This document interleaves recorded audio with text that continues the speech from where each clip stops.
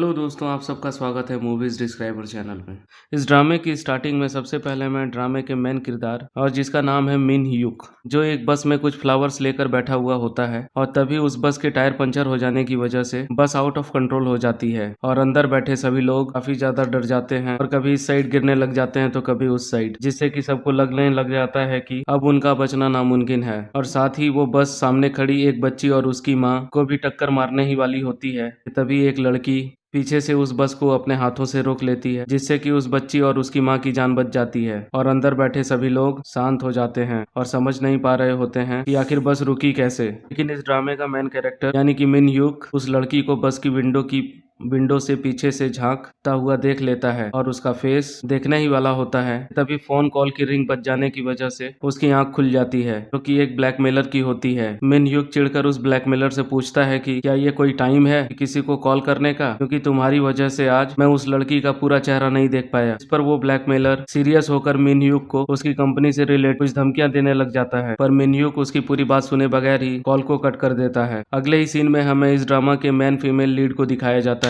का नाम है बोंग सुन, जो कि अपने नाम के ही जैसे एक एरिया यानी बोंग में रहती है, जहाँ हम देखते हैं कि वो अपने घर में बैठकर अपना रिज्यूमे फिल कर रही होती है, क्योंकि बोंग सुन को उसकी गलतियों की वजह से उसको आए दिन जॉब से निकाल दिया जाता है। फिर वो हमें यहाँ एक बहुत पुरानी मैजिकल बुक दिखाती है और बताती है कि वो और बाकी सब लोगों से काफी अलग है, मतलब कि उसके पास कुछ अनोखी शक्तियां हैं और उसे ये सब पावर्स अपने मॉम से मिली है और उसकी मॉम को उनकी मॉम से, मतलब कि जनरेशन टू जनरेशन इनकी फैमिली की हर लड़की को अनोखी पावर्स दी जाती है, पर इन्हें इन पावर्स का इस्तेमाल सिर्फ लोगों की भलाई करने के लिए करना होता है। लेकिन अगर ये अपनी शक्ति का इस्तेमाल खुद के लिए भले के लिए करेंगी तो एक श्राप के हिसाब से इनसे इनकी पावर्स छीन ली जाएंगी। और बिल्कुल ऐसा ही बोंगसुन की मॉम के साथ हुआ था। जब तक कि वो अपनी पावर्स का यूज करके देश का नाम रोशन कर रही थी तो तब तक तो सब कुछ सही चल रहा था, पर जब उन्होंने अपनी ताकत से लोगों को डरा धमका के उनसे उनके पैसे छीनने शुरू किए, उस मैजिकल बुक के हिसाब से उनकी शक्तियां उनसे छीन ली गई, जिससे कि वो बहुत ही ज्यादा परेशान हुई और बहुत ही ज्यादा रोने लगी। कुछ टाइम बाद एक आदमी यानी बोंगसुंग के डैड से उन्होंने शादी कर ली। इसके बाद उनके घर 2 बेबीज हुए, एक बोंगसुंग और दूसरा उसका छोटा भाई, कि बिल्कुल नॉर्मल है, यानी कि उसके पास कोई भी शक्तियां नहीं है। लेकिन बोंगसुंग ने तो पैदा होते ही डॉक्टर एक जोरदार पंच मार दिया था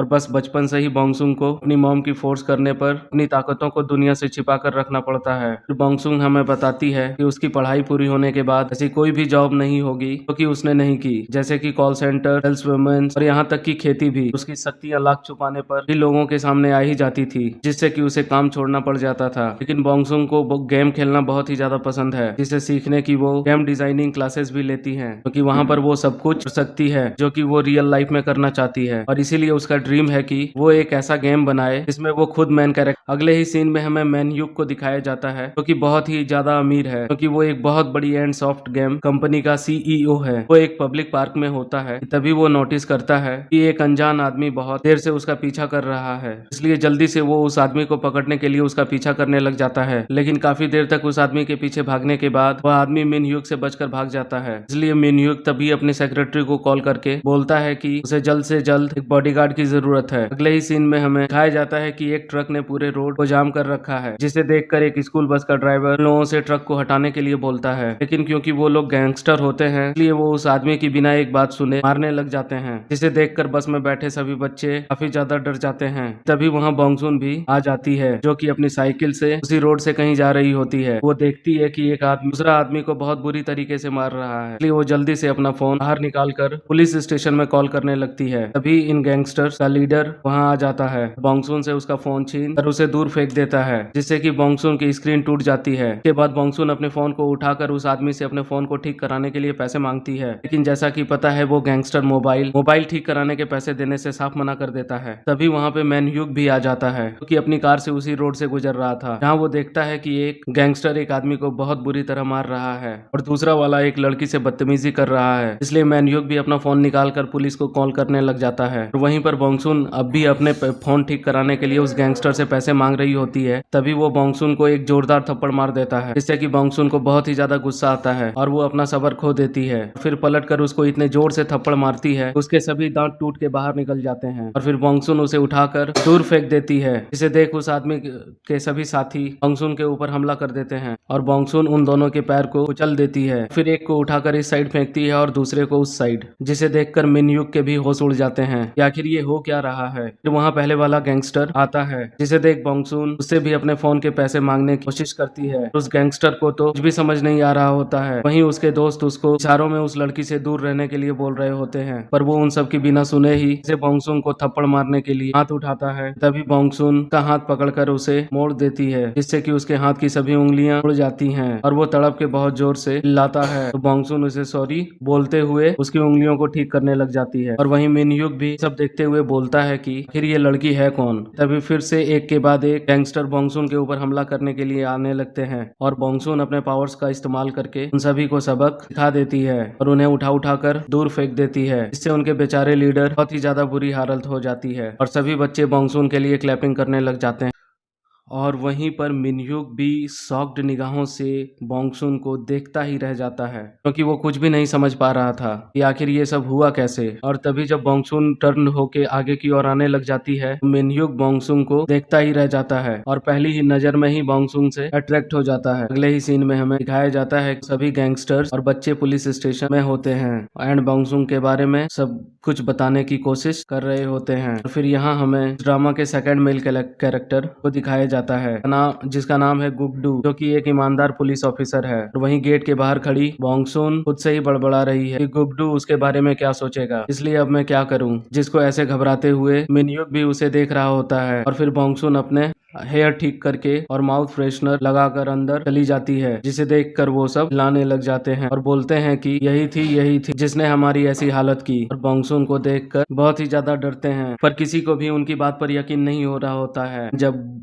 गुगडू बॉन्गसुन को पूछ रहा होता है, बॉन्गसुन बस उसे ही देखी जा रही होती है और अपने अलग ख्यालों में खोई जाती है। गुगडू उन सभी गैंगस्टर का स्टेटमेंट पढ़कर बोलता है कि ये क्या बकवास है, मतलब कि एक कमजोर लड़की लोगों को कैसे मार सकती है। पर फिर वो बॉन्गसुन को समझाता है कि वो आकर भी इसमें कुछ नहीं कर सकता, क्योंकि उन सभी गैंगस्टर का यही स्टेटमेंट है, जिससे कि उसे जेल भी हो सकती है। पर वो आदमी मिल जाए जिसने हमें कॉल की थी, तो उसके एज ए विटनेस होने से कुछ हो सकता है। तभी मिनयुक भी वहाँ आ जाता है और बोलता है कि उसी ने कॉल की थी और फिर वो सबको बताता है कि बॉन्गसुन निर्दोष है, क्योंकि ये सब तो खुद ही आपस में लड़ रहे थे। जिसे सुनकर वहाँ का सीनियर ऑफिसर बोलता है कि मुझे तो पहले ही लग रहा था कि ये सब झूठ बोल रहे हैं, क्योंकि एक मासूम सी लड़की इतने हट्टे कट्टे लोगों को कैसे मार सकती है। जिसके बाद वो सीनियर पुलिस ऑफिसर बॉन्गसुन को वहाँ से जाने देते हैं। तो जब बॉन्गसुन वहाँ से जा रही होती है, मिनयुक जो कि अपनी सेक्रेटरी के साथ होता है, वो उसे रोक कर उससे बोलता है कि तुम्हें नहीं लगता कि तुम्हें मुझे थैंक्स बोलना चाहिए। इस पर बॉन्गसुन उसे घूरते हुए उसे पूछती है कि पहले तुम ये बताओ कि तुमने अंदर झूठ क्यों बोला। मिनयुक बोलता है कि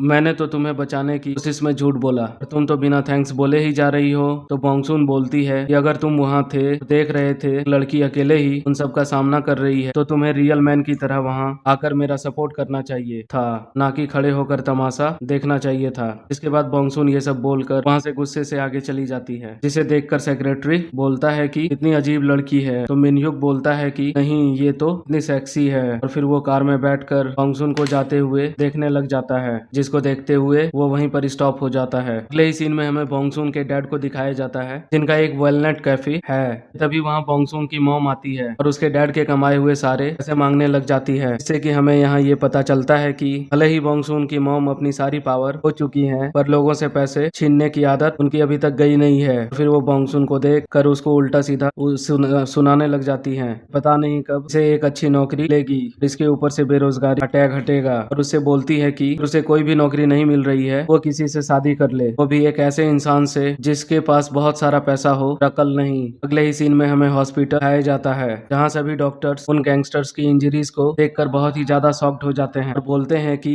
कोई किसी को ऐसे कैसे मार सकता है, मतलब कि देखो तो पहले की हड्डियों को तोड़ा गया, फिर बाद में वापस जोड़ भी दिया गया है, ऐसा कौन कर सकता है। इन सब की बात वहाँ बड़ा एक दूसरा डॉक्टर सुन रहा होता है। इसका नाम है बोंगी, जो कि बोंगसुन का ही छोटा भाई है। फिर हमें यहाँ पे एक फ्लैशबैक दिखाया जाता है। यहाँ हम देखते हैं कि एक किडनैपर दो बच्चों को किडनैप करके कार में बिठाकर कहीं जा रहा होता है। इसमें से एक बच्चा बहुत ही ज्यादा रो रहा होता है और उसकी बहन उसे चुप कराने की कोशिश कर रही होती है। उस किडनैपर से कार रोकने के लिए भी बोलती है, जिस पर वो किडनैपर उन दोनों बच्चों को धमकी देने लग जाता है कि अगर वो चुप नहीं होंगे वो उन्हें जान से मार देगा। इसे सुनकर उस बच्ची को बहुत ज्यादा गुस्सा आता है। वो अपने पैर से कार का गेट तोड़ देती है और अपने भाई का हाथ पकड़ के वहाँ से भागने लग जाती है। जिन्हें भागता हुआ देख वो किडनैपर दोनों को अपनी कार से टक्कर मारने की कोशिश कर ही रहा होता है कि तभी वो बच्ची अपने एक ही हाथ से उस पूरी कार को रोक देती है। जिसके बाद फिर हमें पता चलता है कि वो लड़की और कोई नहीं बल्कि बोंगसुन ही थी एंड वो छोटा लड़का का भाई जो कि अब एक डॉक्टर है। और वो बोंगसुन से बोलता है